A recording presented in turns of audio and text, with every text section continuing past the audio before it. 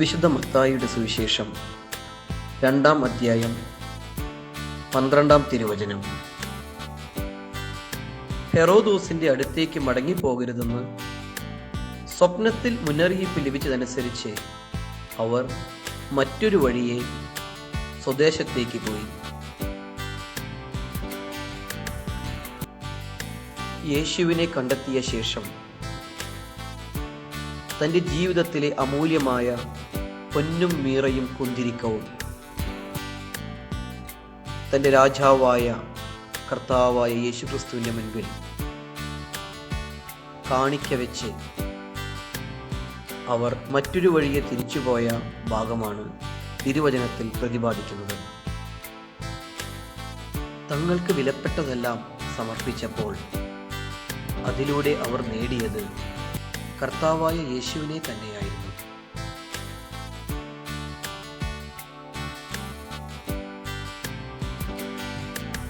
രാത്രിയിൽ നക്ഷത്രത്തിൻ്റെ പ്രകാശത്തിൽ സഞ്ചരിച്ചിരുന്നവർ ഇതാ നീതിസൂര്യനായ യേശുവിനെ കണ്ടെത്തിയ സന്തോഷത്താൽ മറ്റൊരു വഴിയെ ജീവിതം ആരംഭിച്ചു.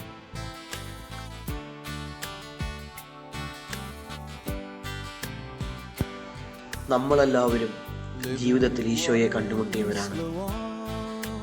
അവൻ്റെ സ്നേഹം മനസ്സിലാക്കിയവരാണ്. പുതിയ വഴികൾ തിരഞ്ഞെടുക്കുവാൻ നമുക്ക് സാധിച്ചുവോ? ജീവജലത്തിൻ്റെ നീർച്ചാലിനരികെ ഞാൻ എൻ്റെ കൂടാരം അടിച്ചിട്ടുണ്ടോ?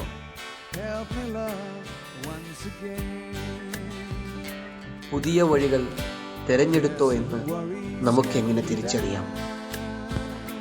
യോഹന്നാൻ 7:38 ഈശോ പറയുന്നു, എന്നിൽ വിശ്വസിക്കുന്നവൻ്റെ ഹൃദയത്തിൽ നിന്ന് വിശുദ്ധ ലിഖിതം പ്രസ്താവിക്കുന്നത് പോലെ ജീവജലത്തിൻ്റെ അരുവികൾ ഒഴുകും.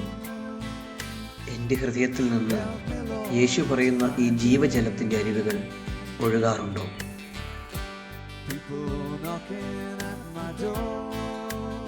സങ്കീർത്തനം 1:3 നമുക്ക് വായിക്കാം, നീർച്ചാലിനരികെ നട്ടതും യഥാകാലം ഫലം തരുന്നതും ഇല പൊഴിയാത്തതുമായ വൃക്ഷം പോലെയാണ് അവൻ. അവൻ്റെ പ്രവൃത്തികൾ സഫലമാകുന്നു. പാറയിൽ നിന്ന് അവിടുന്ന് നീർച്ചാലൊഴുക്കി, ജലം നദി പോലെ ഒഴുകി. എത്രയോ സ്നേഹമുള്ള ഈശോയെ, എൻ്റെ ഹൃദയത്തിൽ നിന്നും ജീവജലത്തിൻ്റെ നീർച്ചാലുകൾ ഒഴുകട്ടെ. നീ ആഗ്രഹിക്കുന്ന വഴികളിലൂടെ സഞ്ചരിക്കാൻ എന്നെ പ്രാപ്തനാക്കണമേ.